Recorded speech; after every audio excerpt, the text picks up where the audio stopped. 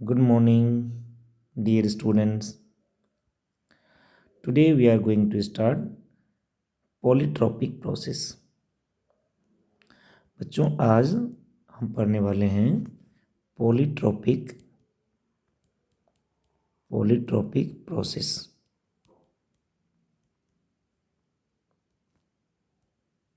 ठीक है, polytropic process के अंदर हम लोग पढ़ेंगे कि वर्क डन का जो फार्मूला है वो क्या होता है, हीट एक्सचेंज का फार्मूला क्या होता है, चेंज इन इंटरनल एनर्जी के फार्मूले क्या होते हैं और पॉलीट्रॉपिक प्रोसेस में एक्स के कौन कौन से वैल्यूज़ के लिए जो है हमें कौन सा पॉलीट्रॉपिक प्रोसेस मिलता है। ठीक है ना, तो चलिए वन बाय वन स्टार्ट करते हैं, देखते हैं हम लोग। बच्चों पॉलीट्रॉपिक प्रोसेस का जो जनरल फार्मूला होता है अपना वो P into V to the power X is equal to constant. ठीक है, P into V to the power X is equal to constant, जहाँ पे x की वैल्यू जो है निगेटिव, पॉजिटिव और एनी कांस्टेंट हो सकता है। ठीक है ना, आगे हम लोग इसमें कुछ जो है रिजल्ट्स देखेंगे जब हम पढ़ेंगे मोलर स्पेसिफिक हीट कैपेसिटी। तो उस समय बच्चों जो मोलर स्पेसिफिक हीट कैपेसिटी का जो फार्मूला आएगा वो कुछ ऐसा होगा, C equal to R upon gamma minus one plus R upon one minus X. देखेंगे ये कैसे आता है, रिजल्ट में हम लोग देखेंगे। अभी फिलहाल हम ये जानते हैं कि x के कौन कौन से वैल्यूज़ के लिए कौन कौन सा प्रोसेस होता है।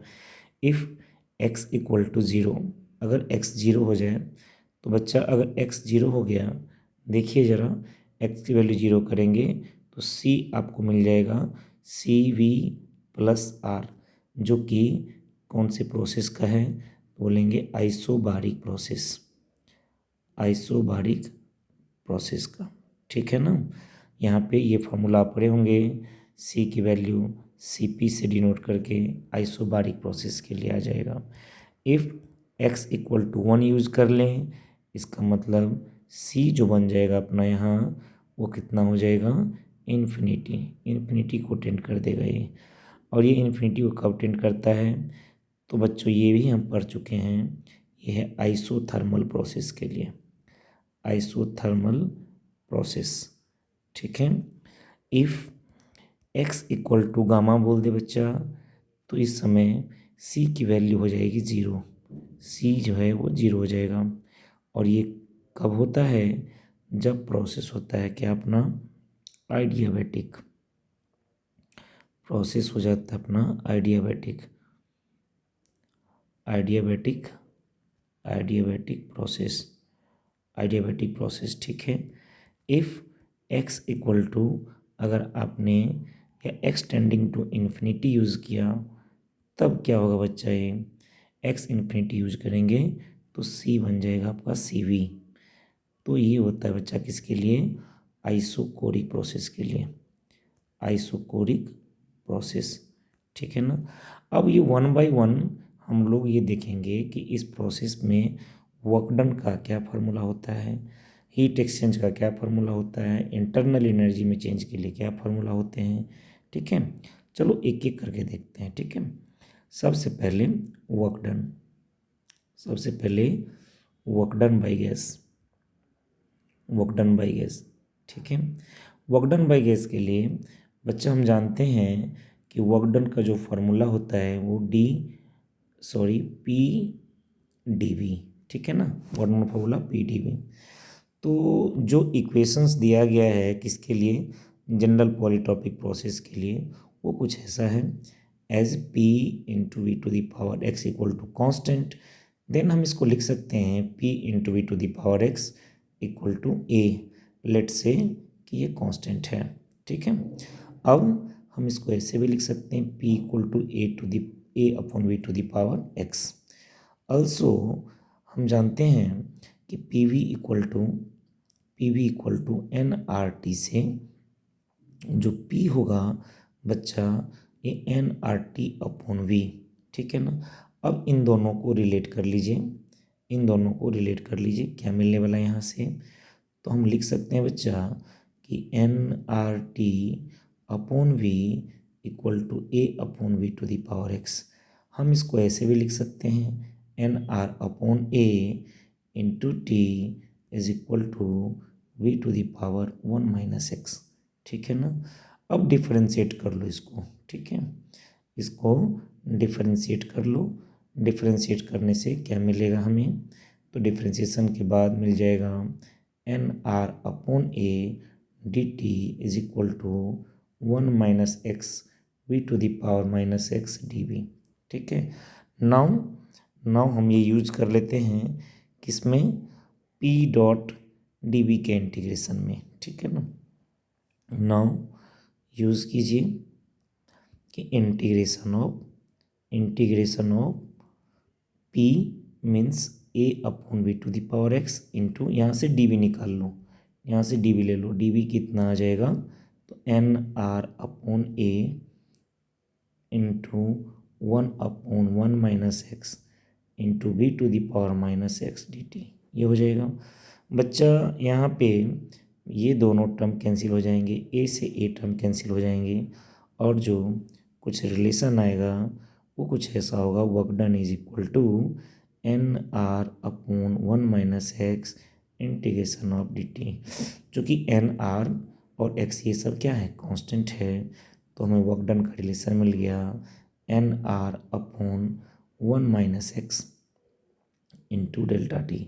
ठीक है बच्चा, तो वर्क डन का फॉर्मूला आ गया बच्चा, work done is equal to integration of nR/1 - x into D T, that is nR/1 - x into D T. ठीक है, डेल्टा टी। तो ये आ गया nR/1 - x इंटू क्या, डेल्टा टी। राइट, ये मिल गया हमें वर्क डन का फॉर्मूला। ठीक है ना। चलिए आगे देखते हैं हम लोग कि भाई ये हीट एक्सचेंज का क्या फार्मूला आता है इसमें, और डेल्टा यू के लिए क्या होता है। सेकेंड है बच्चा ये change in internal energy, internal energy में चेंज, डेल्टा यू। तो जैसा कि हम जानते हैं बच्चा कि चेंज इन इंटरनल एनर्जी का जो फार्मूला होता है वो delta U is equal to NCV delta T for all the polytropic process. सब के लिए ये फार्मूला बराबर होता है बच्चा। ठीक है ना। तो अब अगर हमें निकालना हो हीट एक्सचेंज का फार्मूला, हीट एक्सचेंज क्या होगा बच्चा, हीट एक्सचेंज डेल्टा क्यू को कैसे लिखेंगे हम लोग, तो according to first law of thermodynamics, delta Q is equal to delta U plus W. ठीक है, तो बच्चा यहाँ से हम लिख सकते हैं कि जो डेल्टा क्यू होगा वो कितना होगा, NCV delta T plus W कितना है बच्चा, ये nR/1 - x into delta T. ठीक है, तो n बच्चा कॉमन कर लीजिए, यहाँ से c के बदले हम लिख सकते हैं R/γ-1, तो R/γ-1 और plus R/1 - x into delta T. तो बच्चा ये डेल्टा क्यू का फॉर्मूला आ गया। ठीक है, अब यहाँ से मोलर स्पेसिफिक हीट कैपेसिटी आप देख सकते हो क्या है ना। तो बच्चा किसी भी पॉलीट्रॉपिक प्रोसेस के लिए delta Q equal to NC delta T होता है ना, तो रिलेट कर लीजिए। ठीक है, तो अगला पॉइंट हो गया अपना मोलर स्पेसिफिक हीट कैपेसिटी। ठीक है, तो बच्चा इसके लिए क्या फॉर्मूला बन जाएगा, तो हम यहाँ देख पा रहे हैं कि ये जो टर्म है यही अपना C है ना। तो C equal to R/γ-1 plus R/1 - x। ये सारे फार्मूला बच्चा हो गए किसके लिए, जनरल पॉलीट्रॉपिक प्रोसेस के लिए। ठीक है ना। तो वर्क डन का फॉर्मूला देख लिया हमने। वर्क डन का फॉर्मूला क्या होता है बच्चा इसके लिए, N R upon 1 minus x into delta T. इसके बाद हीट एक्सचेंज का फॉर्मूला क्या होता है बच्चा इसमें, N C B delta T. और इसके बाद हीट एक्सचेंज का फॉर्मूला क्या होता है बच्चा इसमें, ये हो गया n in bracket R upon gamma minus 1 plus R upon 1 minus x into delta T.